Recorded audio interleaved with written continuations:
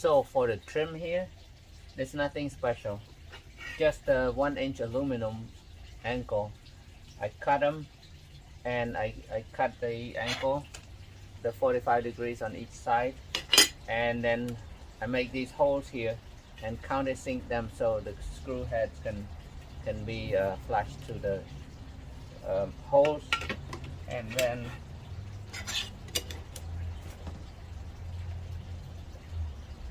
assemble them and just screw them down, and that's it. They look nice already.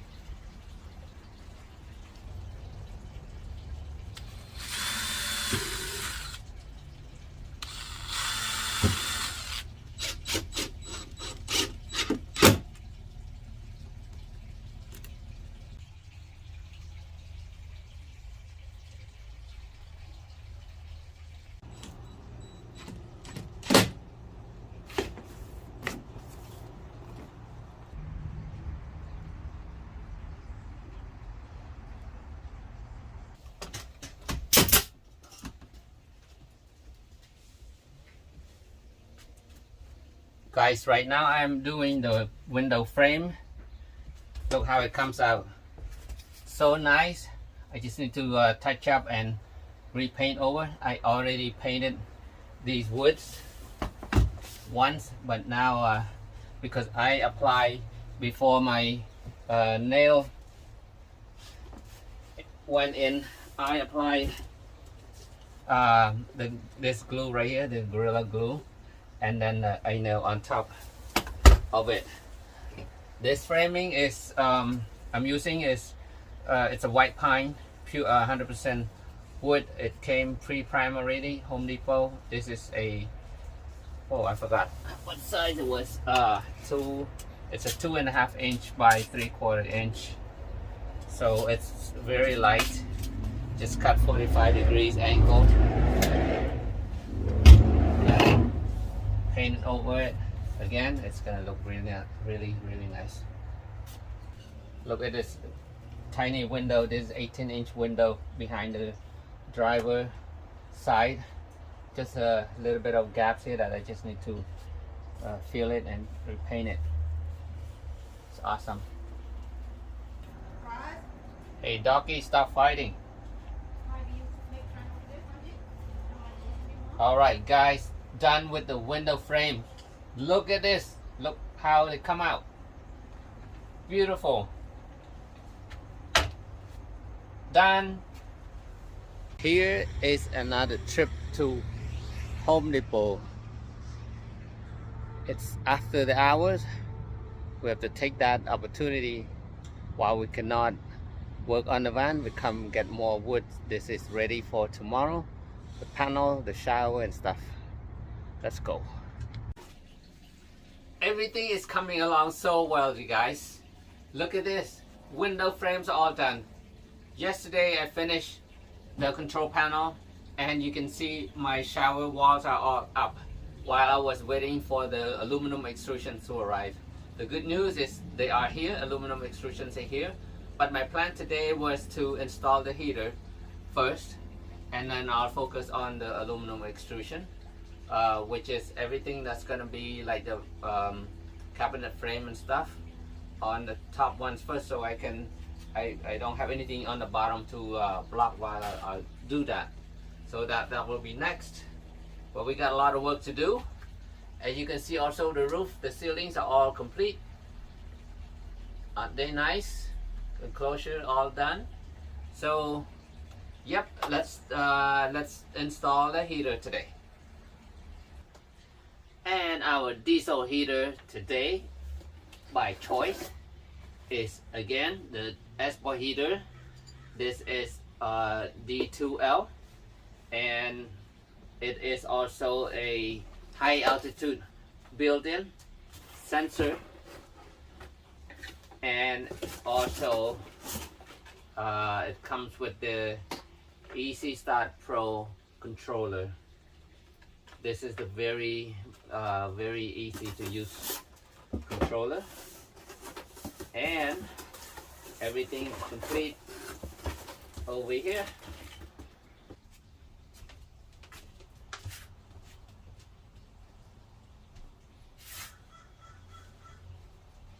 You know, I did many videos on how to install the heater and stuff, but this never too much information. So I'm gonna talk about the heater a little bit. So there are many places you can install the heater. A lot of people, they like to install it under the passenger seat right here. That is, to me, it will be my second choice. If I have other place, I would install it in some other place. I have done many under this driver's seat as well, but sometimes there's a backup battery on that under that seat already. It's occupied. There's no room, so I install somewhere else. Also, in this case, there's some seat base that are too low. You cannot install it. But I think the better choice is on this side of the van. I find that very convenient and more. I think it's more safe, either on this side or on the back side behind the passenger rear wheel well. That way I can run my exhaust out that way where the van exhaust pipe is also, or on this side I can run my exhaust going out to that on this side of the van. Because when you have installed it under here, your exhaust, it's somewhere right here if you don't ride it long enough. But the riding too long exhaust is not recommended. It's because it might something might block in the long run and overheat the unit. So the original exhaust pipe is not that long. It's about 3 feet the most. So you can only reach right here, which is right in front of the sliding door. So when you turn on the heater, when somebody is still sleeping, somebody gets up and the heater is still on, open the door, you can smell that exhaust coming in. If you have it on this side of the van, you don't smell it. So that's why I choose more on this side or on the back side. That's why I start installing my heater more on this side of the van. You have plenty of room for, along this side here, but since I have the shower right here, on the 170 wheelbase you have more room to install. And this one I still have room. Just make sure you watch out for the gas tank. The fuel tank, it's also right here, but you have plenty of space. Just try not to go too close to the fuel tank. So that's my opinion. And on this side, most of the time it's occupied because of the water tank and stuff. So this is where I'm going to install this one. Also, another reason is these diesel heaters, you tap the fuel into the van's fuel tank. So if you have on this side, install on this side, it's easier to get access to there, instead of if you have on this side, you're gonna have to route those fuel lines and the controller or the fuel pump line across the exhaust of the van to this side. Anyways, wherever you're going to install it, it's up to you. But when you order the kit, I recommend you to order the one that comes with the mounting plate, which is now they upgraded to this kind. It used to be the silver kind, aluminum shiny one. So this is what I mean. With the mounting plate, you only going to drill one hole instead of 2-3 holes. So you just tighten everything, all the pipes and everything, and then you just insert into the hole, and then you screw down the mounting plate from the top. So it makes it so much easier that way. Now that I have the hole drilled, I already spray painted for rust protection while waiting for it to dry, and it's kind of too dark to go underneath the van right now to work on it. But anyhow, this is how you should do. Okay, I tighten all the hoses and the fuel line, everything. It's ready to go. All I have to do now is insert this into that hole and then just go underneath and route these hoses and then the fuel line. Okay, continue to install my heater down here. This is from the bottom. Okay, so we got the fresh air intake right here and then the exhaust. So this one is going to be hot.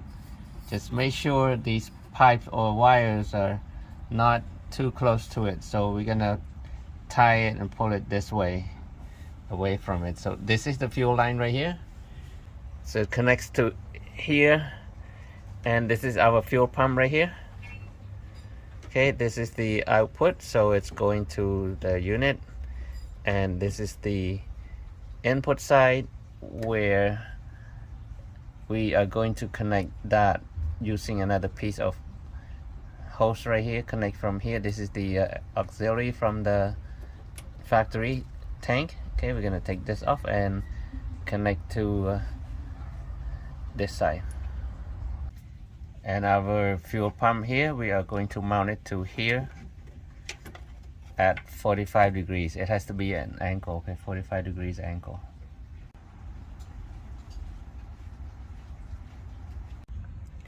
Now my fuel line is all connected. You can see this is the original right here, and it's going to connection right here, go into our pump, coming out from the pump, and it's going through here and going to the unit. Now next is the power for the pump, which is these wires right here. Okay, it doesn't matter which color, but both of them are gonna go plugged into here. And so now we just need to make the plug that goes into here. And this is the plug right here. All we have to do is route these through here, okay, in this side, and then we just go plug it into the pump.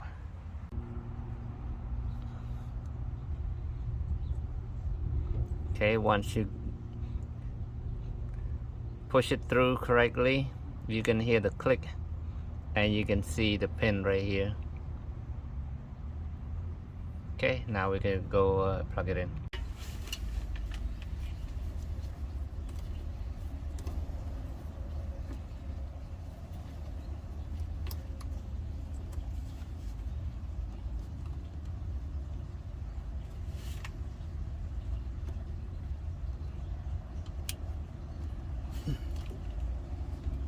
There.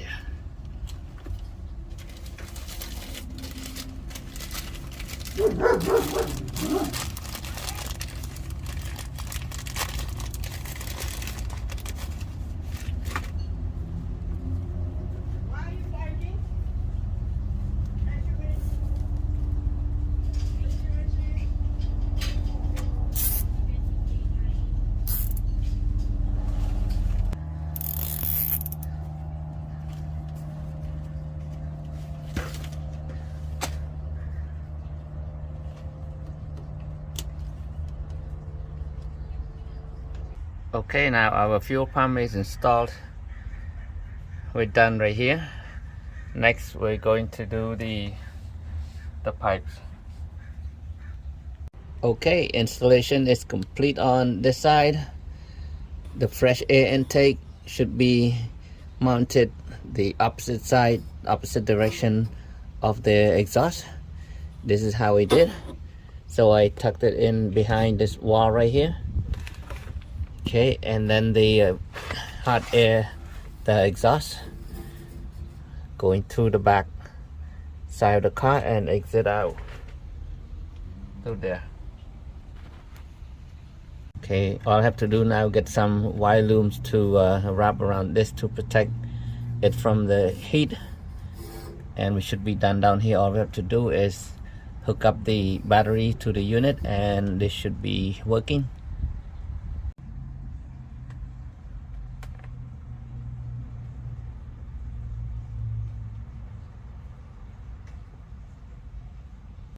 Well, this is it, you guys. I hope this gives you a lot of information about how to or where you decide to install your diesel heater. That was very easy. All I have to do now is connect this, and then on the other end, which is next to the battery, just hook up the wires to with the fuse to the battery, and this unit should be done. And I'm just waiting to build up the cabinet and connect our output right here. We're good with it, and you can see nice and clean right here. It's only 6 inches off the floor, so if you have, you try to build a cabinet or something, you can just make the shelf 6 inches off the floor right here. You can have little storage down here as well. Alright guys, thank you so much for watching this video. I hope it gives you a lot of information, and please don't forget to share and subscribe to my channel, and I will see you next video. Thank you so much.